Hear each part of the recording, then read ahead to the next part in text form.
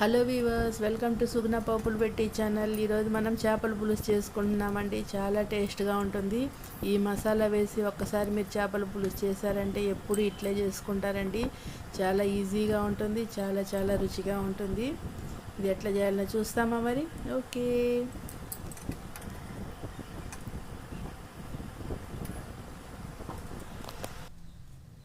ముందుగా ఇట్లా ధనియాలు 2 స్పూన్లు ధనియాలండి, హాఫ్ స్పూన్ అంత జీలకర్ర, ఒక పావు స్పూన్ అంత మెంతులు తీసుకుంటామండి.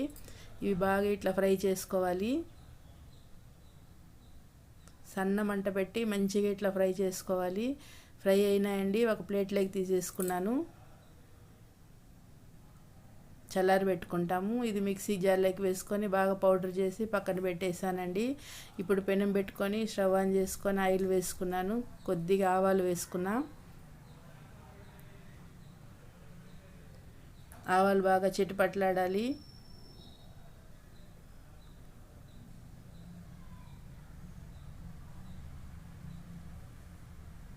ఇప్పుడు కరివేపాకు వేసుకుంటాం. ఇప్పుడు ఎర్రగడ్డలు, ఒక 2 ఎర్రగడ్డలు, పెద్ద ఎర్రగడ్డలు కట్ చేసి పెట్టానండి ఇటు సన్నగా. అది కానీ వేసుకొని మంచిగా ఫ్రై చేసుకోవాలి.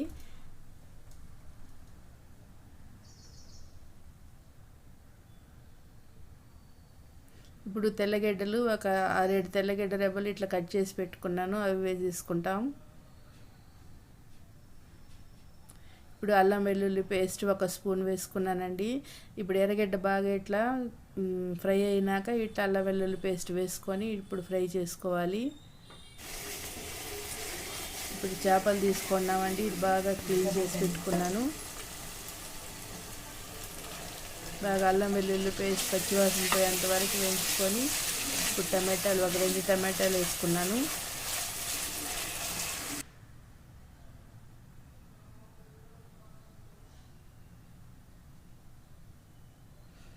ఇప్పుడు పసుపు, ఒక పావు స్పూన్ అంత పసుపు వేసుకున్నా.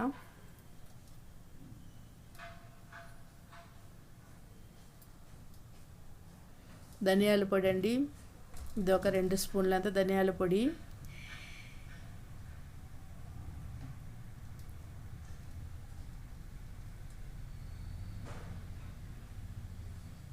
కారపొడి ఒక 3 స్పూన్లు అంతా వేసుకున్నానండి. ఇది చింతపండు వేస్తున్నాం కాబట్టి కొంచెం పులుపు ఉంటుంది కదా, కారం కానీ 3 స్పూన్లు వేసుకుంటే కరెక్ట్గా ఉంటుంది.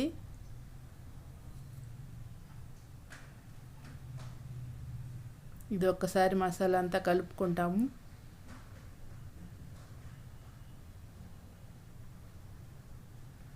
ఇప్పుడు చింతపండు, బాగా ఇంత చింతపండు తీసుకున్నానండి.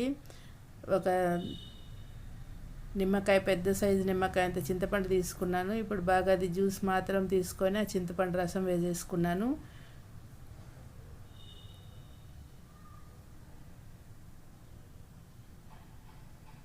ఇప్పుడు బాగా ఉడుకుతుంది. ఇప్పుడు ఉప్పు వేసుకుంటాం.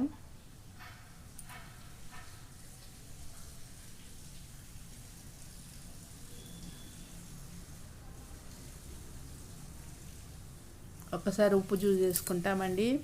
ఉప్పు తక్కువైతే ఇప్పుడు యాడ్ చేసేసుకోవచ్చు. ఇప్పుడు మనం మిక్సీ జార్లో వేసుకున్నాం కదా మసాలా పొడి, అది వేసేసుకుంటున్నాను. అది ఒక 2 స్పూన్లు వేసుకుంటున్నాను. ఈ మసాలా ఉంటే మళ్ళీ చేసినప్పుడు కానీ వాడుకోవచ్చండి.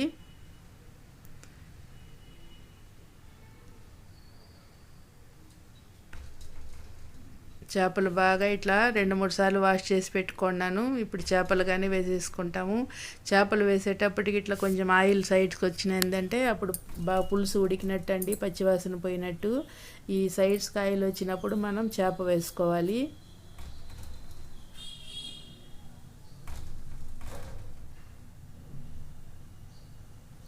పులుసు బాగా ఇట్లా ఆయిల్ వచ్చిందంటేనే టేస్ట్ వస్తుందండి. చేప వేసినామంటే చేపల పులుసుకి మా అమ్మమ్మ ఒకటి చెప్పేది, పులుసు ఉడక చెడుతుందంటండి, చేప ఉడికి చెడుతుందంట. దానికని చేపను ఎక్కువసేపు ఉడికించుకోము, పులుసు అయితే బాగా ఉడికించుకోవాలి ముందే.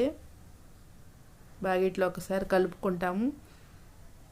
చేప అంతా మసాలా పట్టేలాగా ఇట్లా కలిపి పెట్టుకోవాలి.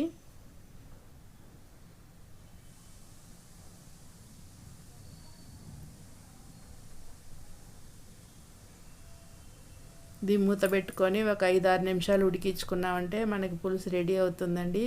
ఇప్పుడు 3 నిమిషాలు అయ్యింది. ఇప్పుడు పచ్చిమిరపకాయలు ఇట్లా పొడవుగా కట్ చేసి వేసుకుంటాము.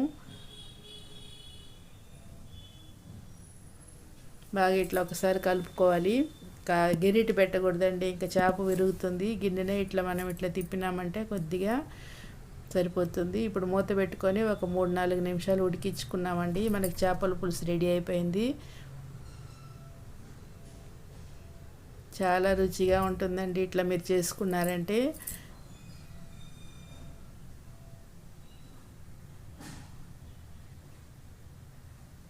చూడండి ఎంత బాగా థిక్గా ఎట్లా వచ్చింది. ఇప్పుడు మా వారికి నేను వడ్డిస్తున్నాను.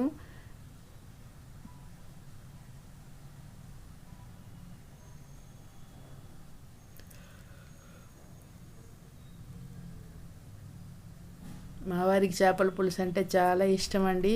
అందులోనూ చేప తలకాయ అంటే కానీ ఇష్టము.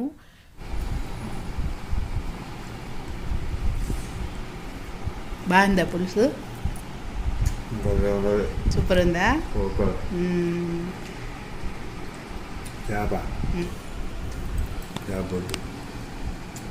తిను.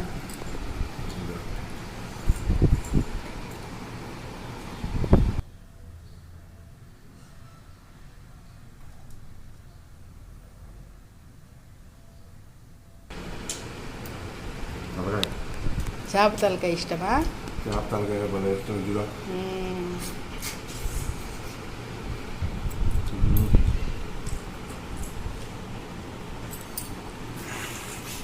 సూపర్. తిను ఓపిక అయితే.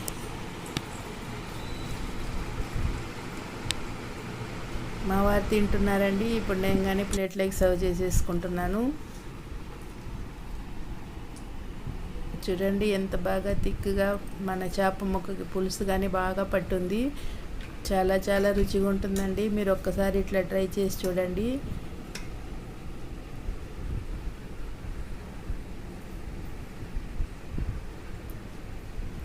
ఈ పచ్చిమిరపకాయ కానీ మంచిగా రుచి వస్తుందండి అన్నంతో పాటు తినేటప్పుడు.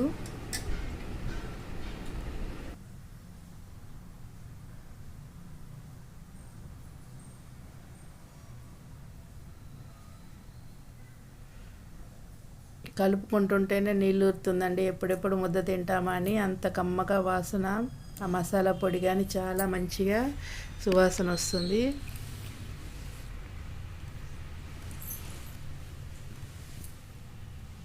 ఇట్లా కొద్దిగా చేప ముక్కని ఇట్లా తుంచుకొని ఇట్లా అన్నంలో పెట్టుకొని తింటుంటే ఇంకా స్వర్గమేనండి. చాలా చాలా బాగుంటుంది. మీరు ఇట్లనే చేసుకోండి. మన ఛానల్ సబ్స్క్రైబ్ చేసుకోండి, లైక్ చేయండి, మీ ఫ్రెండ్స్కి షేర్ చేయండి. ఓకే వ్యూవర్స్, నేను కానీ చేపల పులుసు అన్నంతో ఎంజాయ్ చేస్తానండి. Okay bye.